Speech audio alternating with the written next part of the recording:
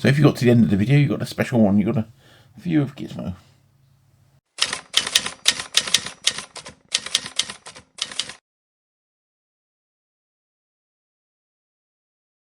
Hello, my name's Duncan, and welcome to Back Away from the Donkey Bath Books. And this is a beautiful, looking out there, it's a beautiful day actually, even though the weather's got a bit colder at the moment.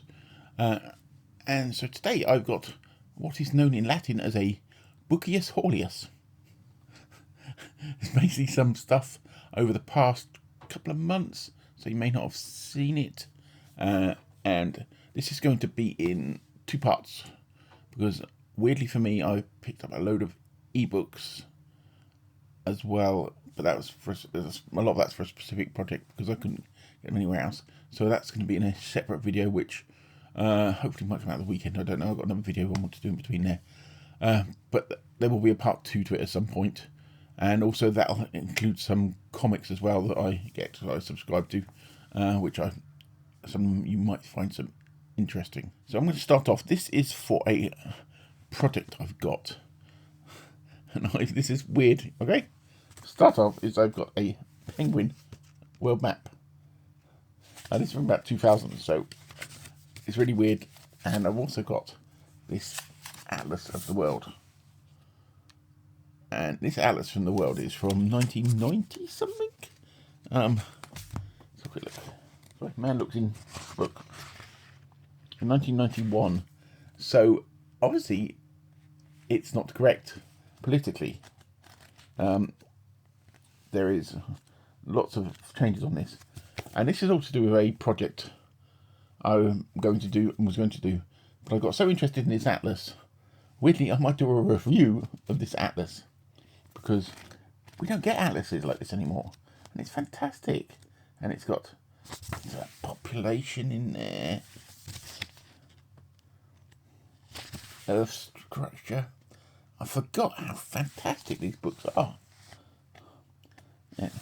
So that's a weird one, and then maybe a weird review. I'm just going to put this on the floor just because. Actually, no, I'll put it over there with Poms. Okay, because that's the easiest thing to do. Yeah, now I'm coming on to some normal books.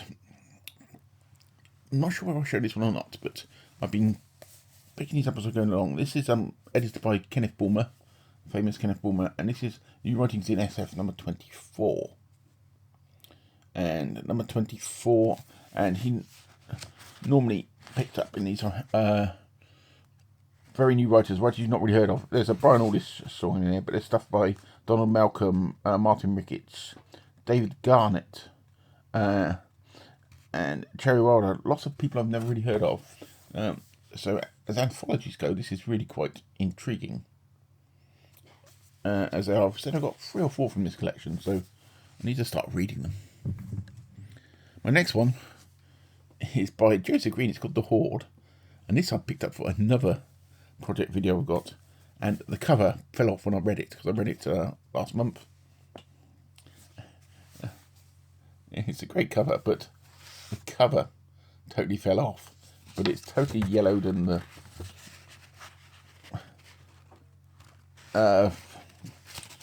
glue is gone, but it's part of a series of books called Laser Books, which I'm not going to tell you all the details about because that's all going to come in a video soon.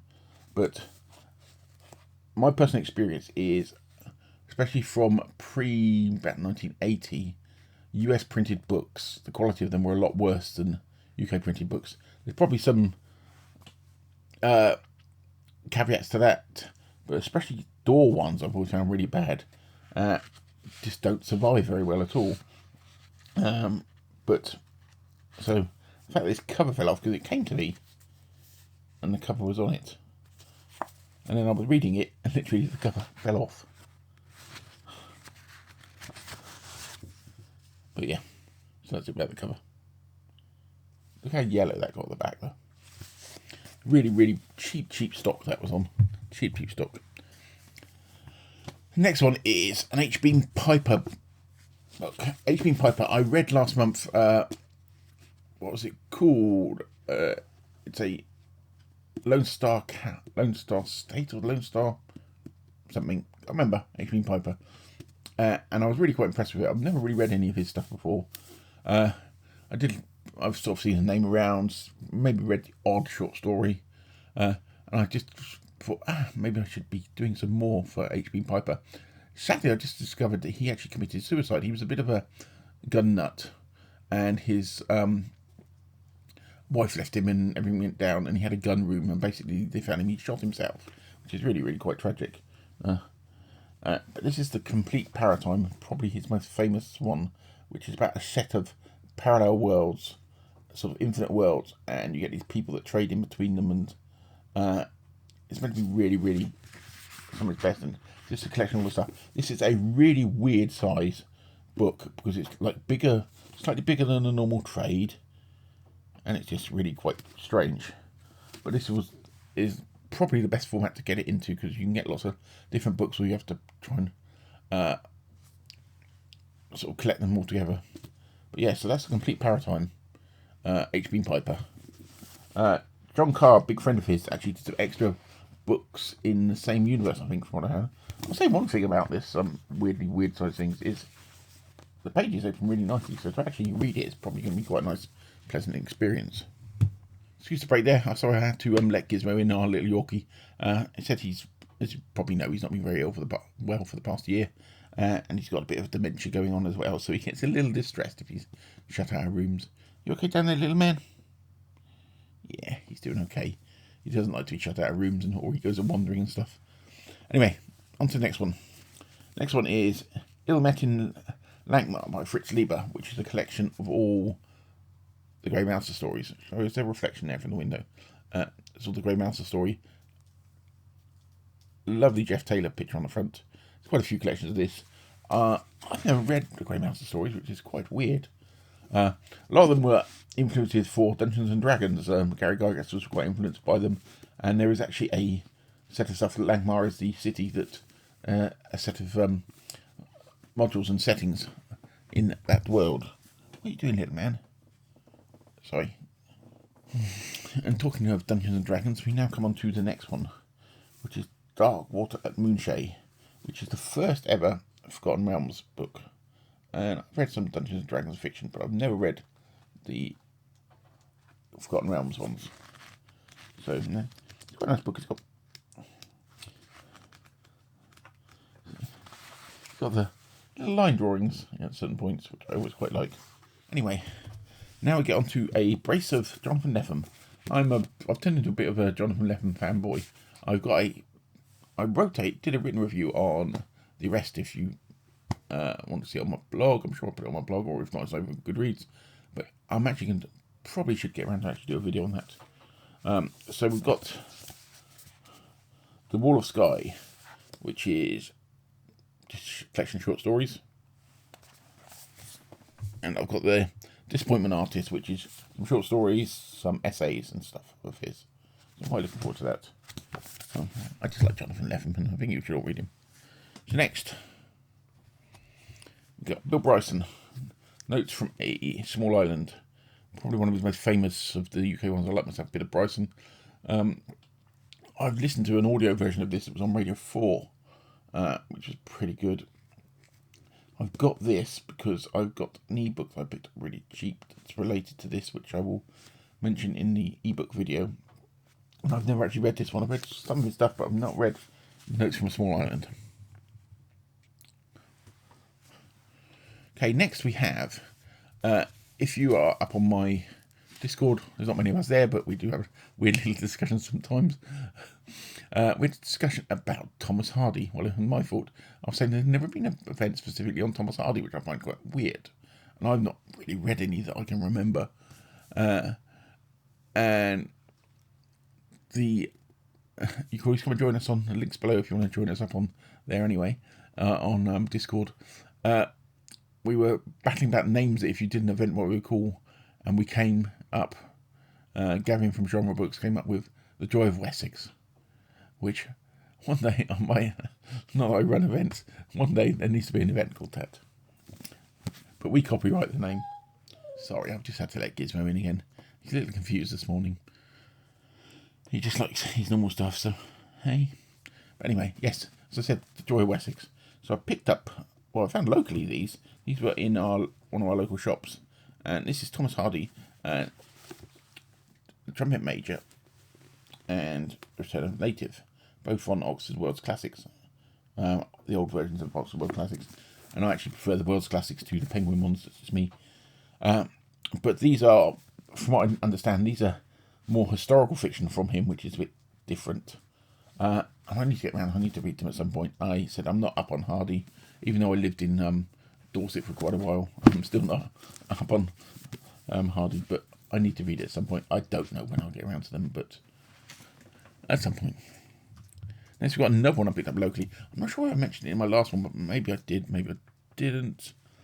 And this was a hardback of, I think it was a book club edition, of Jack Higgins' Exocet.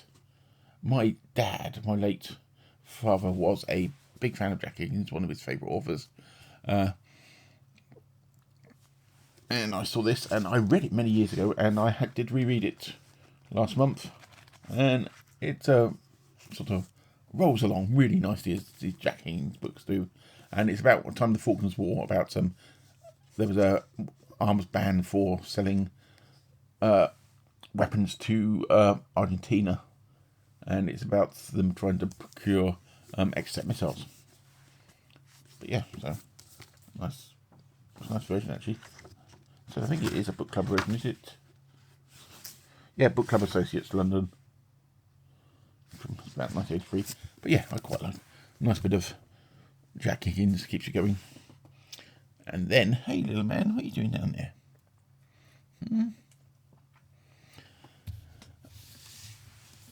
You know, you might have seen this, if you're on my Discord you would have seen this, but I've got a thing about these hardback anthologies that appeared sort of late 70s, early 80s, like science fiction ones. I brought a horror one that I picked up last month that I found locally, and this is another science fiction one with a really, really terrible picture on the front. And this is a Terry Oakes. That's what I was just checking the back. Terry Oakes picture, and Terry Oakes is actually a really good artist, but don't know what the hell happened there.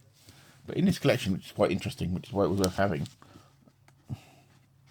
it's got some really nice illustrations done by somebody else in there. So we get come on, stop. Ooh, the smell of old books.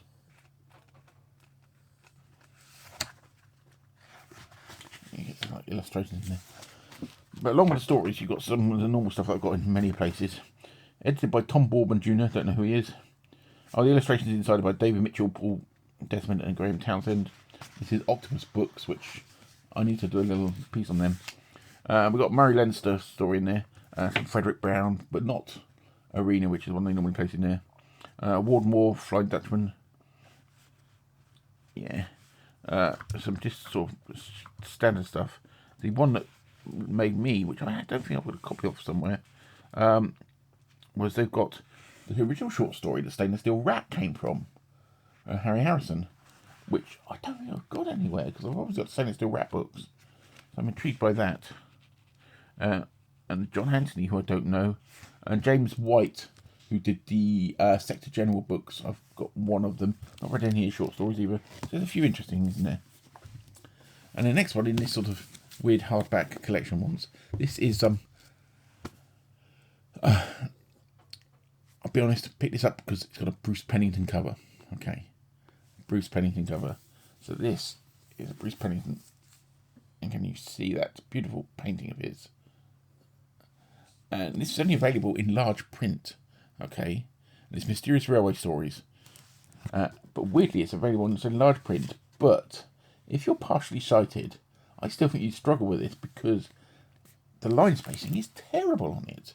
If you have a look at that. You know, in some ways I might struggle because it's like really tight line spacing. But story-wise, it's like I said, it's Mysterious Railway Stories, which who knew that you needed a thing on Williams on that. So what we've got in here is Charles Dickens, The 4:15 Express, My Adventure of Flying Scotsman, Lost Special by Arthur Conan Doyle, Ghost Train by Ruth Alexander, The Girl in the Train by Agatha Christie, Fisherman Special by Hal Thompson. The Man on B-17, August Derleth, which would be quite interesting. The Hellbound Train by Robert Bloch, which I've heard of it, but I don't know it. The Last Train by Frederick Brown. So it'll be quite interesting stories, but I said, it's weird that it's meant to be large print for people who struggle to read and with trouble with sight, and I just find the line spacing quite weird. But yes, the only way I've managed to find it is in this large print version. So yes, so that's it for part one. I said I've got a bunch of some comics that have come recently and some obvious some ebooks, and that'll come in another video. And Friday or Saturday I've got another video coming out on a short story, which hopefully you'll all enjoy. But yeah, I must go now because that little dog of mine. Shall I get him for you a second? This is little Gizmo. Hey. I said he's been very ill because he's got his collapsing trachea, but also he's started to get some dementia, so. And he's got bad hips as well, so he's getting on a bit. We've actually got a stroller so we can walk him around, aren't we? But he's a bit confused today, aren't you, my little lad? A little bit confused today. He's not really a huggy dog. Let me hug you, won't you?